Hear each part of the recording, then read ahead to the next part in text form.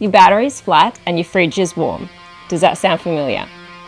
Battery monitors are pretty much essential in any off-grid setup, but by the time you've bought the shunt, the cable, the lugs, the master switch, and then got it installed if you're not the DIY type, you can be looking at upwards of $200 to $300 in costs. Then, once it's in, you have to wait for at least a cycle or two, sometimes 3, to get an accurate state of charge, and then the history only tracks it for 30 days.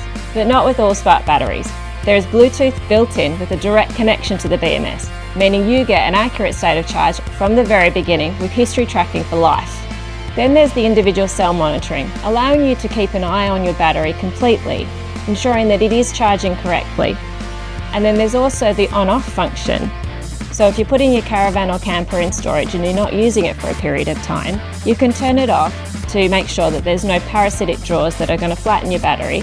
And then if you're away and your battery does go flat accidentally, you can turn it on again to start the charging cycle safely.